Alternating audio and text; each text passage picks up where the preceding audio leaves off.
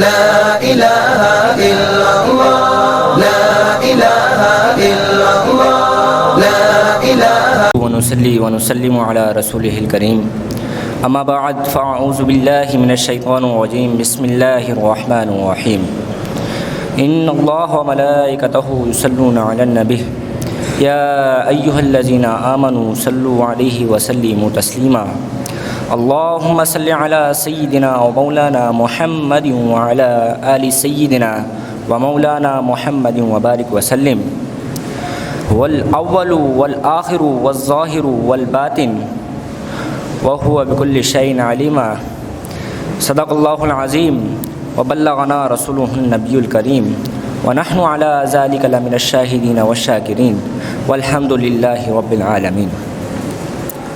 حضرات محترم، میں نے آپ کے سامنے قرآن مجید فرقان حمید کی ایک آیت پڑھنے کا شرف حاصل کیا۔ دعا ہے کہ اللہ تعالیٰ مجھے اس کے ضمن میں حق اور سچ بیان کرنے کی توفیق عطا فرمائے۔ حضرات محترم، اس آیت کے متعلق شیخ محمد عبدالحق محدث دہلوی علیہ رحمہ فرماتے ہیں کہ یہ آیت ہم شریف بھی ہے اور نعت مصطفیٰ صلی اللہ علیہ وآلہ وسلم بھی ہے۔ حضرات محترم، اللہ تبارک و تعالی نے آپ صلی اللہ علیہ وآلہ وسلم کے نور کو سب سے پہلے پیدا فرمایا۔ حضرات محترم، اس طرح تو حضرت آدم علیہ السلام آپ صلی اللہ علیہ وآلہ وسلم کے والد ہوئے، مگر حقیقت تو یہ ہے کہ جب اللہ تبارک و تعالی نے آپ صلی اللہ علیہ وآلہ وسلم کے نور کو پہلے پیدا فرمایا تو اس نسبت سے آپ صلی اللہ علیہ وآلہ وسلم حضرت آدم علیہ السلام کے والد ہوئے۔ حضرات محترم، میں اس کی مثال ایسے دینا چاہوں گا کہ درخت سے پھول نکلتا ہے، مگر یہاں حقیقت تو یہ ہے کہ پھول سے درخت نکل رہا ہے۔ حضرات محترم، یہاں شاعر کیا خوب کہتا ہے کہ ظاہر میں میرے پھول ہیں، حقیقت میں میرے نخل، اس گل کی یاد میں یہ صدا ابو البشر کی ہے۔ حضرات محترم، اس باغ دو عالم میں حضور پاک صلی اللہ علیہ وآلہ وسلم پھول ہیں۔ سب سے پہلے نبوت آپ صلی اللہ علیہ وآلہ وسلم کو عطا ہوئی۔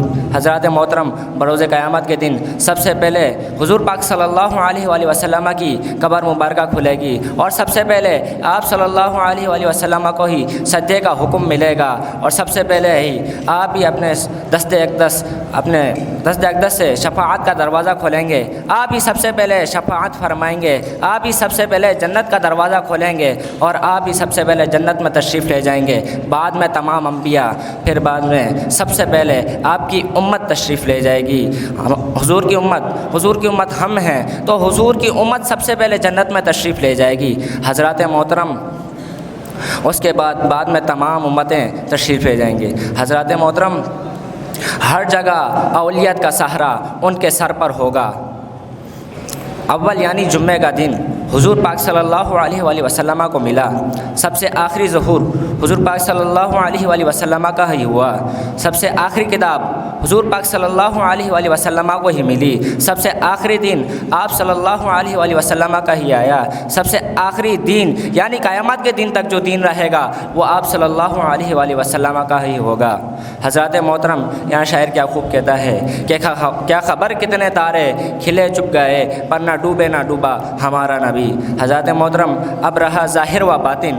ظاہر تو سب پر تھے، ہیں اور ہمیشہ رہیں گے۔ ظاہر تو اس طرح کہ انہیں اشرف المخلوقات جانے، دنیا کا ذرہ ذرہ جانے، انہیں کافر جانے اور پہچانے۔ اللہ تبارک و تعالی نے قرآن مجید میں ارشاد فرمایا، یعرفونہ کما یعرفون ابناءہم۔ ہم حضور کی معرفت کی مثال بیٹے سے دیں گے، نہ کہ باپ سے۔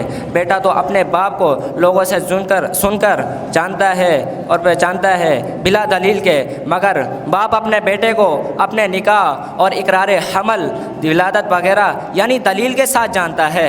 تو کفار بھی آپ صلی اللہ علیہ وآلہ وسلم کو دلیل کے ساتھ جانتے تھے۔ آپ کے آنے سے بھی، آپ کی ولادت سے بھی پہلے سے ہی آپ کو کفار جانتے تھے، آپ کی آمد کی دعائیں مانگتے تھے۔